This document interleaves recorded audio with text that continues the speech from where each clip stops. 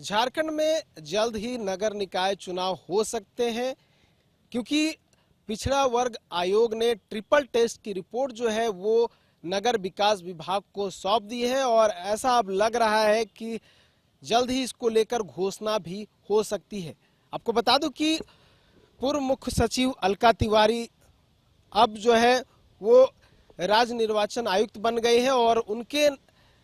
राज्य निर्वाचन आयुक्त बनते के साथ ही अब ये लगने लगा है कि जल्द ही चुनाव का रास्ता जो है वो साफ हो जाएगा। साथ ही जो ट्रिपल टेस्ट का रिपोर्ट सौंपा गया है उससे भी ये माना जा रहा है कि जल्द ही चुनाव की घोषणा भी हो सकती है। हालांकि उस रिपोर्ट में क्या कुछ है वो पूर्ण रूप से सार्वजनिक नहीं किया गया है, लेकिन चुनाव का जो रास्ता था और जो चुनाव का पूरा अगर बात करें जो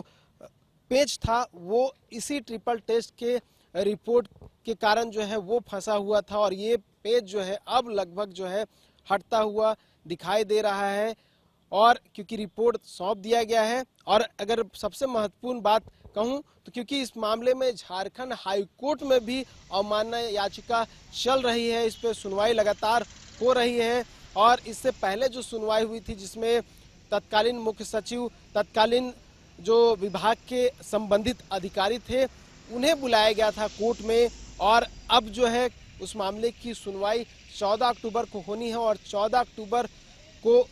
इन सभी अधिकारियों को लेकर जो है आरोप गठित किया जाएगा, उन पर आरोप गठित होना है। और उससे पहले अगर कोई एक्टिविटी जो है या फिर कोई चुनावी प्रक्रिया सामने आती है तो हो सकता है कि कोर्ट कुछ राहत प्रदान करे, लेकिन कोर्ट में अवमानना याचिका दाखिल की गई थी क्योंकि इससे पहले ही झारखंड हाई कोर्ट ने राज्य में नगर निकाय चुनाव करवाने का निर्देश दिया था, लेकिन राज्य में नगर निकाय चुनाव नहीं हुआ। उसके बाद रोशनी खलको समेत अन्य जो निवर्तमान पार्षद हैं उनकी ओर से याचिका दाखिल की गई और इस मामले में लगातार सुनवाई चल रही है। और देखिए ट्रिपल टेस्ट की मैं बात कर रहा हूं क्योंकि राज्य में जितने भी ऐसे क्षेत्र हैं जहां पे नगर निकाय चुनाव होने हैं वहां पे ट्रिपल टेस्ट करवाया गया और ये देखा गया कि कौन से क्षेत्र में ओबीसी बहुल एरिया है या फिर एसटी बहुल एरिया है या फिर एससी बहुल एरिया है। ये जो पैमाना था जिसको तय करना था और उसके लिए ट्रिपल टेस्ट करना आवश्यक था, जिसको लेकर राज्य सरकार ने झारखंड हाईकोर्ट में हवाला भी दिया था। वैसे में ट्रिपल टेस्ट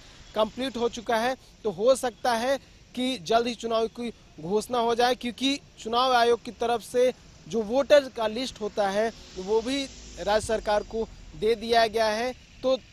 लगभग सभी रास्ते जो है वो क्लियर हो गए हैं। अब डिपेंड करेगा कि राज्य सरकार या फिर जो राज्य निर्वाचन आयोग है वो किस तरह से चीज़ें जो है वो तय करती हैं। हालांकि अगर झारखंड मुक्ति मोर्चा या फिर जो सत्ताधारी दल की बात कर लें तो सत्ताधारी दलों का कहना है कि क्योंकि अभी त्यौहार का भी समय है, नवंबर और दिसंबर ये ऐसे समय है जहां पे चुनाव किया जा सकता है। उसके अलावा अगर बात करूं तो क्योंकि 15वें और 16वें वित्त आयोग का पैसा भी मिलना है राज्य सरकार को और अगर इस वर्ष या फिर मार्च 2026 तक चुनाव संपन्न नहीं करवाए जाते हैं तो जो केंद्रीय अनुदान मिलता है राज्य सरकार को और कई हजार करोड़ रुपए वो मिलते हैं और अगर राज्य सरकार चुनाव नहीं करवा पाती है तो केंद्रीय अनुदान भी सरकार को नहीं मिल पाएगा और इससे कहीं ना कहीं एक बड़ा घाटा जो है राज्य सरकार को होगा। तो ये सभी बिंदुओं को देखते हुए हो सकता है